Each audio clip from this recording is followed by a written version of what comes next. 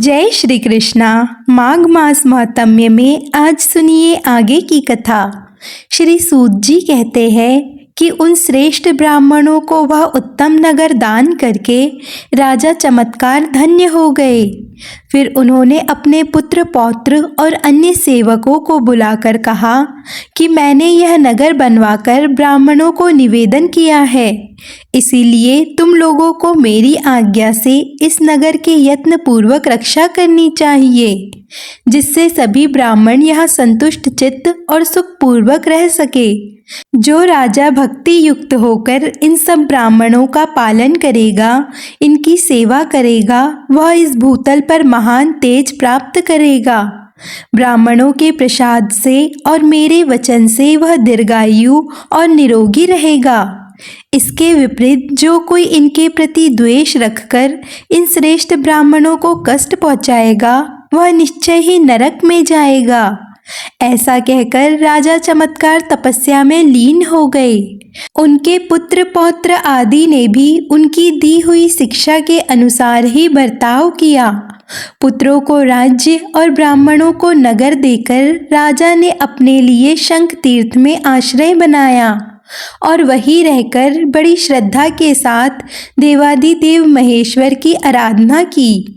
उनकी आराधना से प्रसन्न होकर महादेव जी ने प्रत्यक्ष दर्शन दिया और कहने लगे, हे राजन, मुझसे मन वांछित वर मांगो। तब राजा कहने लगे, प्रभु, अनेक तीर्थों का आश्रयभूत यह पुण्यमय क्षेत्र आप भगवान हाटकेश्वर के महात्म्य से सब पापों का नाश करने वाला है। संपूर्ण देवताओं के अधीश्वर, मैंने श्रद्धा युक्त पवित्र चित्त से इस उत्तम नगर का निर्माण करा के इसे ब्राह्मणों की सेवा में समर्पित कर दिया है। इस नगर में आप अपने समस्त पार्षद गणों के साथ सदा अचल रूप से निवास करें। भगवान शिव ने कहा, राजन, मैं इस नगर में अचल होकर निवास करूंगा, इसीलिए तीनों लोकों में अचलेश्वर नाम से मेरी ख्याति होगी। जो मनुष्य यहाँ स्थित हुए मेरे स्वरूप का भक्ति पूर्वक दर्शन करेगा, उसके यहाँ संपूर्ण देवताओं की विभूतियाँ अविचल रूप से निवास करेगी। जो माघ मास के शुक्ल पक्ष की चतुर्दशी में श्रद्धा पूर्वक मेरे लिंगमय विग्रह को घी से स्नान कराएगा, उसका समस्त पाप सूर्योदय से अंधकार की तरह नष्ट हो जाएगा। इसीलिए राजन, तुम यही मेरे लिंगमय स्वरूप की स्थापना करो। मैं यहाँ अचल रूप से अवश्य ही निवास करूँगा। ऐसा कहकर देवेश्वर शिव अंतर्ध्यान हो गए। फिर राजा ने शीघ्रता पूर्वक एक परम मनोहर मंदिर तैयार कराया और उसमें शिवलिंग को स्थापित किया। उसके दर्शन, स्पर्श, ध्यान और पूजन से मनुष्य जन्म से लेकर मृत्यु तक के पापों से मुक्त हो जाता है। शिवलिंग की स्थापना जब हो गई, तब एक आकाशवाणी हुई कि हे राजन, मैं इस लिंग में नित्य निरंतर निवास करूँगा। मेरे इस विग्रह की छाया सदा अचल होगी। वह केवल पृष्ठभाग की ओर रहेगी, दूसरी किसी दिशा में स्थित नहीं होगी। फिर राजा ने सभी दिशाओं में सूर्य के स्थित होने पर उस शिवलिंग की छाया को सदा एक ही रूप में अविचल देखा, जिससे उन्हें बड़ी प्रसन्नता हुई। और फिर उन्होंने भूमि में मस्तक रखकर उस शिवलिंग को प्रणाम करके अपने आप को धन्य माना। श्री सूत जी कहते हैं, हे महर्षियों, आज भी उस शिवलिंग की छाया वैसे ही दिखाई देती है, जो सबको विस्मय में डालने वाली है। जिसकी मृत्यु 6 महीने के भीतर ही होने वाली है, वह उस छाया को नहीं देख पाता। उस क्षेत्र में रहने वाले सब मनुष्य भगवान अचलेश्वर के महात्म्य से संपूर्ण मनवांछित फल प्राप्त कर लेते हैं। हे महर्षि, उस तीर्थ में चैत्र कृष्ण चतुर्दशी को ब्रह्मा, विष्णु और शिव आदि सभी देवता, संपूर्ण तीर्थ, सभी मंदिर, नदी और समुद्र आदि जो भी पवित्र करने वाली शक्तियाँ हैं, वे सब उपस्थित होती है। जिस समय इंद्र रक्त श्रृंग पर्वत को उस प्रदेश में ले गए थे, उसी समय उन्होंने यह कह दिया था कि तुम्हारे समीप सब देवता आएंगे। इसीलिए उस समय एक बार उस पर्वत की परिक्रमा कर लेने पर उत्तम कल्याण की प्राप्ति होती है। उस दिन वहाँ जो कुछ भी आदर पूर्वक दान दिया जाता है, वह सूर्य और चंद्रमा के स्थिति काल तक अक्षय पुण्य देने वाला होता है। जो कोई मनुष्य वहाँ भक्ति पूर्वक उत्तम अन्न से ब्राह्मणों को भोजन कराता है, उसे गया तीर्थ का फल प्राप्त होता है। जो जिस कामना का चिंतन करते हुए उस पर्वत की परिक्रमा करता है, वह उसी कामना को पा लेता है, और जो निष्काम भाव से परिक्रमा करता है, वह मोक्ष का भागी होता है। इसीलिए बुद्धिमान पुरुष को चाहिए कि वे सब कार्य छोड़कर प्रयत्न पूर्वक रक्त श्रृंग पर्वत के पास भूमि का दर्शन करे। ब्राह्मणों, भगवान हाटकेश्वर का वह क्षेत्र स्मरण करने से भी मनुष्य को पवित्र कर देता है, फिर दर्शन और स्पर्श से पवित्र कर दे, इसके लिए तो कहना ही क्या है। श्री सूत जी कहते हैं, हे ब्राह्मणों, उस क्षेत्र की लंबाई चौड़ाई 5 कोस की है। उसके पूर्व में गया, शीर्ष पश्चिम में नरसिंह जी का स्थान और दक्षिण तथा उत्तर में गोकर्णेश्वर शिव है। पहले वह हाटकेश्वर क्षेत्र कहलाता था। आगे चलकर वही संसार में सर्वपात नाशक उत्तम तीर्थ के रूप में विख्यात हो गया। राजा चमत्कार ने जब से वह स्थान ब्राह्मणों को दे दिया, तब से उन्हीं के नाम से उसकी प्रसिद्धि हुई और लोग उसे चमत्कारपुर कहने लगे। पूर्व काल में विदुर्थ नाम से प्रसिद्ध एक हैवंशी राजा हो गए हैं, जो बड़े बड़े यज्ञ करने वाले, दानपति और हर काम में दक्ष थे। एक समय राजा विदुर्थ अपनी सेना के साथ हिंसक पशुओं से भरे हुए उस वन में शिकार खेलने के लिए गए।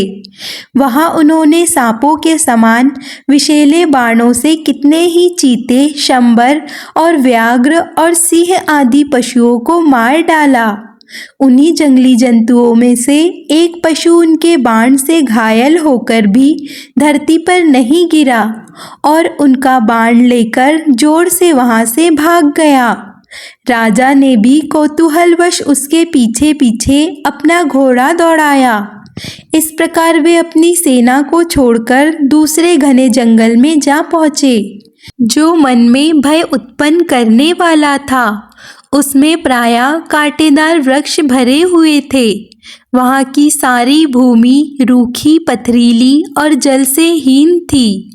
उस वन में जाकर राजा विदुर्थ भूख और प्यास से व्याकुल हो गए और उस दुर्गम वन का अंत ढूंढते हुए अपने घोड़े को कोड़े से पीट पीट कर हाँकने लगे, क्योंकि घोड़ा भी थक गया था और आगे चल ही नहीं रहा था। जब कोड़े से पीट पीट कर हाँकने लगे, तब घोड़ा भी हवा से बातें करने लगा और उसने आखिरकार राजा को सब जंतुओं से दूर दुर्गम मार्ग में पहुंचा दिया। अंत में वह घोड़ा भी धरती पर गिर पड़ा। फिर भूख प्यास से व्याकुल राजा उस वन के अंदर पैदल ही चलने लगे। एक जगह लड़खड़ाकर गिर पड़े। इतने में ही उन्होंने आकाश में अत्यंत भयंकर 3 प्रेत देखे, जिन्हें देखकर वे भय से थर्रा उठे और जीवन से निराश होकर बड़े दुख से बोले कि तुम लोग कौन हो? मैं भूख प्यास से पीड़ित राजा विदुर्थ हूँ। शिकार करने के लिए जीव जंतुओं से रहित इस वन में आ पहुँचा हूँ। तब उन तीनों प्रेतों में से जो सबसे बड़ा था, उसने विनय पूर्वक हाथ जोड़कर कहा, महाराज, हम तीनों प्रेत हैं और इसी वन में रहते हैं। अपने कर्म जनित दोष से हम लोग महान दुख भोग रहे हैं। मेरा नाम मानसात है, यह दूसरा मेरा साथी विदेव्त है और तीसरा कृतघ्न है, जो हम सब में बढ़कर पाप आत्मा है। हमें जिस जिस कर्म के द्वारा यहाँ एक ही प्रेत योनि की प्राप्ति हुई है, उसका कारण भी सुनो। राजन, हम तीनों वैदेशपुर में देवरात नामक महात्मा ब्राह्मण के घर में उत्पन्न हुए थे। हमने नास्तिक होकर धर्म मर्यादा का उल्लंघन किया और हम लोग सदा पराई स्त्रियों के मोह में फंसे रहे। मैंने जीवा की लुलुपता अर्थात लालच के कारण सदा मांस का ही भोजन किया। इसीलिए मुझे अपने कर्म के अनुसार ही मानसा नाम प्राप्त हुआ। महाराज, ये दूसरा जो आपके सामने खड़ा है, इसने देवताओं का पूजन किए बिना ही सदा अन्न ग्रहण किया। उसी कर्म के फल से इसे प्रेत योनि में आना पड़ा और देवताओं के विपरीत चलने के कारण इसका नाम विदेह हुआ। और जिस पापी ने सदा दूसरों के साथ कृतज्ञता विश्वासघात किया है, वही अपने कर्म के अनुसार कृतज्ञ कहलाया। राजा ने पूछा, इस मनुष्य लोक में सभी प्राणी आहार से ही जीवन धारण करते हैं। यहाँ इस घने जंगल में तुम लोगों को कौन सा आहार मिलता है, सो मुझे बताओ। मानसात कहने लगा, राजन, जिस घर में भोजन के समय स्त्रियों में युद्ध होता हो, वहाँ प्रेत भोजन करते हैं। राजन, जहाँ बलि वैश्वदेव किए बिना और भोजन में से पहले अग्र अर्थात गौग्रास निकाले बिना भोजन किया जाता है, उस घर में भी प्रेत भोजन करते हैं। जिस घर में कभी झाड़ू नहीं लगता, जो कभी गोबर आदि से नहीं लीपा जाता और जहाँ मांगलिक कार्य और अतिथि आदि के सत्कार नहीं होते, उसमें भी प्रेत भोजन करते हैं। जिस घर में फूटे हुए टूटे हुए बर्तनों का त्याग नहीं किया जाता और वेद मंत्रों की ध्वनि नहीं होती, वहाँ प्रेत भोजन करते हैं। जो श्राद्ध दक्षिणा से रहित और शास्त्रोक्त विधि से हीन होता है और जिस पर रजस्वला स्त्री की दृष्टि पड़ जाती है, वह श्राद्ध और भोजन हमारे अधिकार में आ जाता है। जो अन्न केश मूत्र हड्डी और कफ आदि से संयुक्त हो गया है और जिसे हीन जाति के मनुष्य ने छू दिया है, उस पर भी हमारा अधिकार हो जाता है।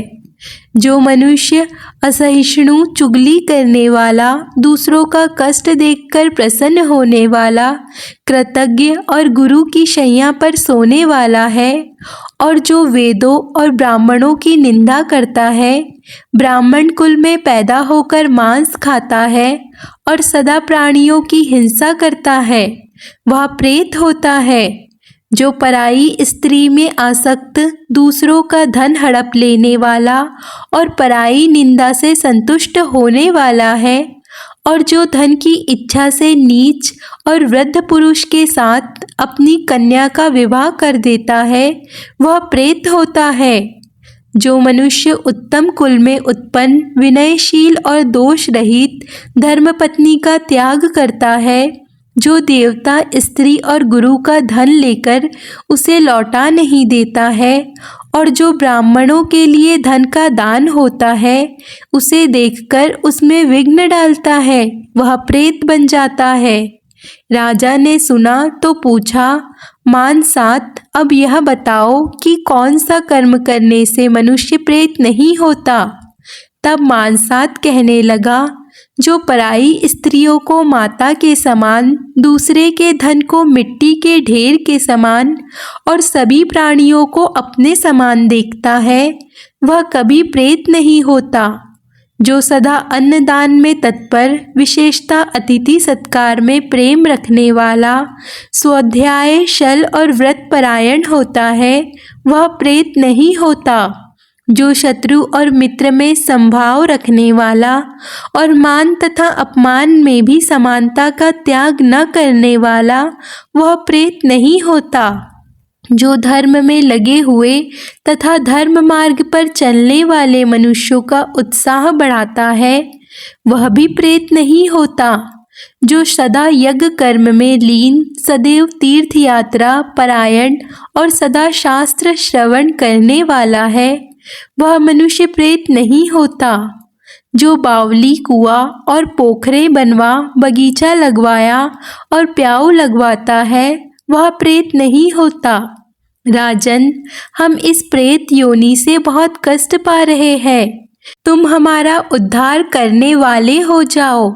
गया नामक पवित्र तीर्थ में जाकर तुम हम तीनों के लिए अलग अलग श्राद्ध कर्म करो, जिससे हमारी यह प्रेत योनि निवृत्त हो जाए। तब राजा बोले, जिस योनि में इस प्रकार पूर्व जन्म की बातों का ध्यान होता है, आकाश में भी चलने की शक्ति प्राप्त रहती हो और धर्म तथा अधर्म का सम्यक्त ज्ञान है, उसकी तुम निंदा क्यों करते हो? मानसात ने कहा, राजन, यह प्रेत योनि अधर्म देव योनि कहलाती है। इसमें केवल 3 ही गुण है।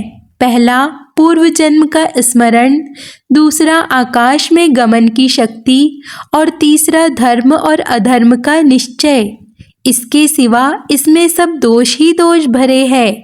अगर हम लोग इस वन की सीमा से बाहर जाते हैं तो हमारे ऊपर बिना देखे हुए मुदगर की मार पड़ती है।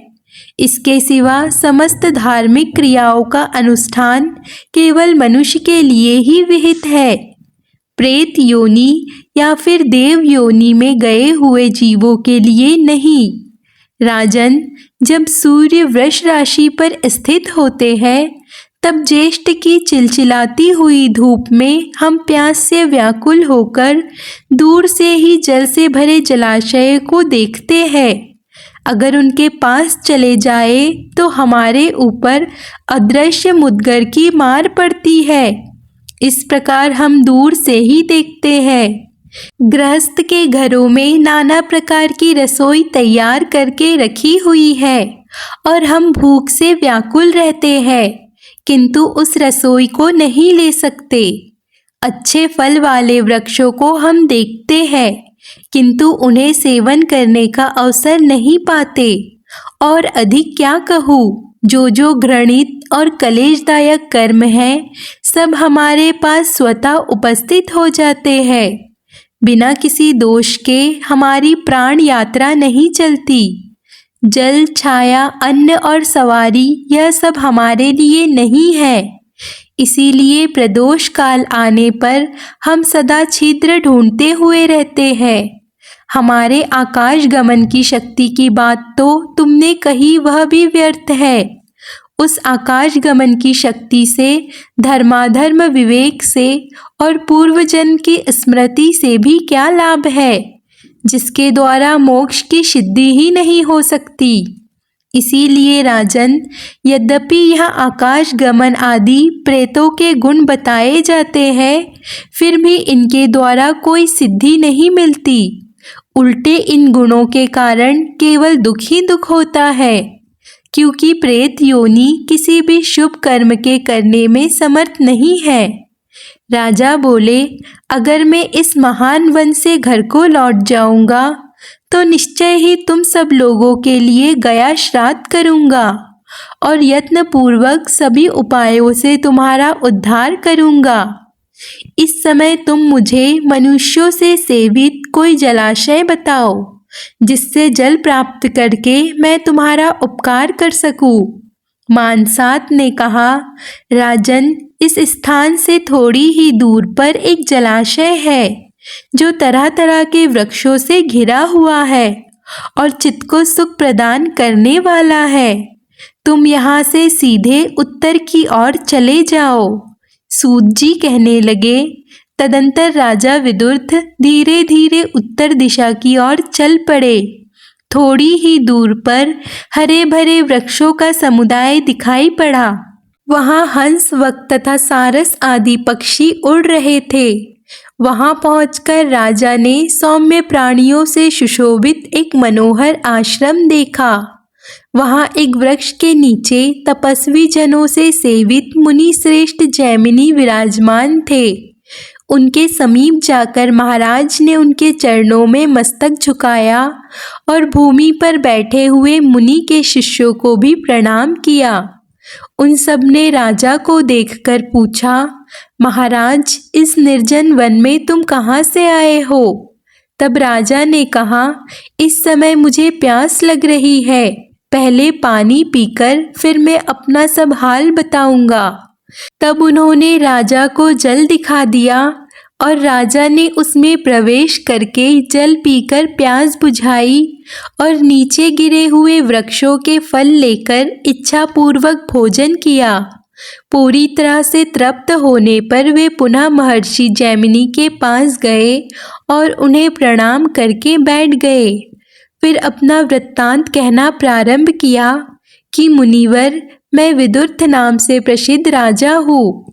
माहिष्मतीपुरी में मेरा निवास स्थान है और मैंने अपनी सेना साथ लेकर इस भयंकर वन में प्रवेश किया था। मेरे सब सैनिक लताओं और झाड़ियों की आड़ में छुपकर मुझसे अदृश्य हो गए। पता ही नहीं उन सैनिकों का अब क्या हाल होगा। मेरा घोड़ा भी गिरकर एक स्थान पर पड़ गया। मेरी आयु शेष थी कि मैं घूमता हुआ यहाँ पहुँच गया।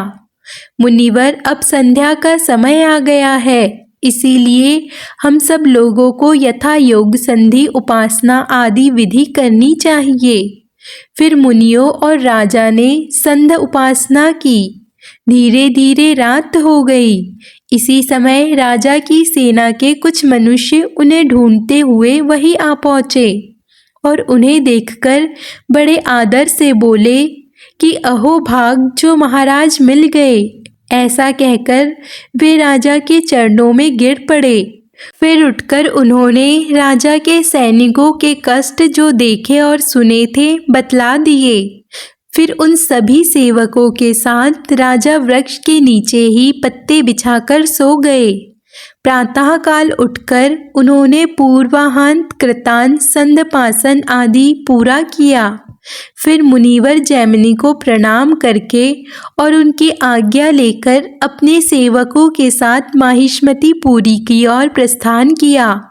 मार्ग पूछते हुए धीरे धीरे चलकर राजा कुछ समय में ही अपने निवास स्थान पर जा पहुँचे और कुछ समय विश्राम करके उन्होंने शीघ्र ही गया तीर्थ की यात्रा प्रारंभ कर दी।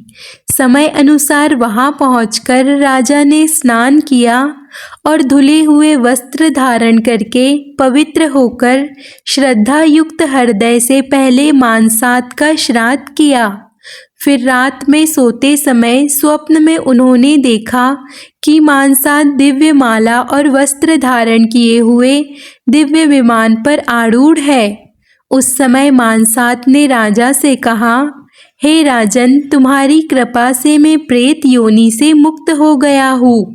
तुम्हारा कल्याण हो, अब मैं स्वर्गलोक को जाऊंगा।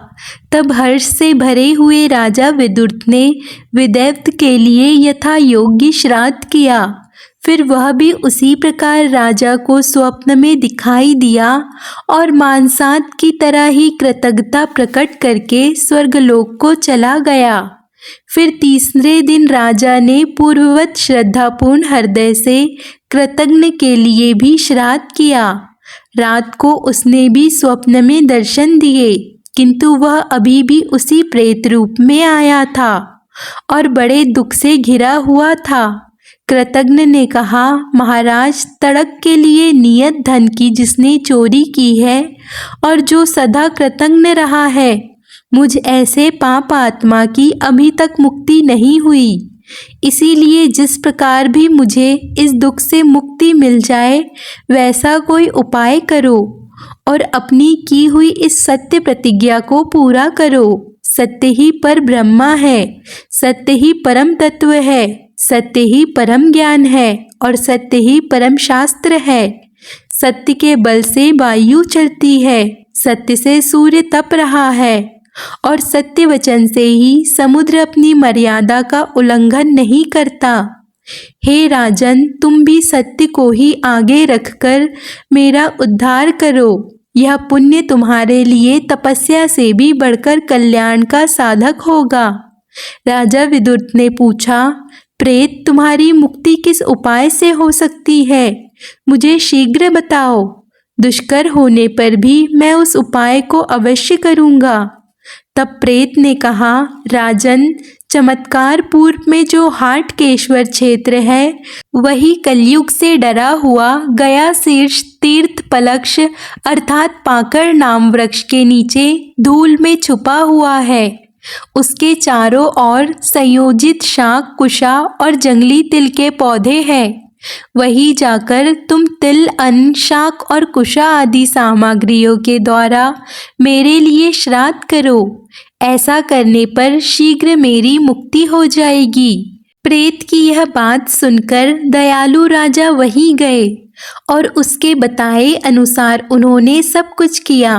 पहले जल के लिए वहां एक छोटा सा कुआं खोदा, फिर वेदों के पारंगत श्रेष्ठ ब्राह्मणों को बुलाकर कृतज्ञ के उद्देश्य से शास्त्रोक्त विधि के अनुसार श्राद्ध किया।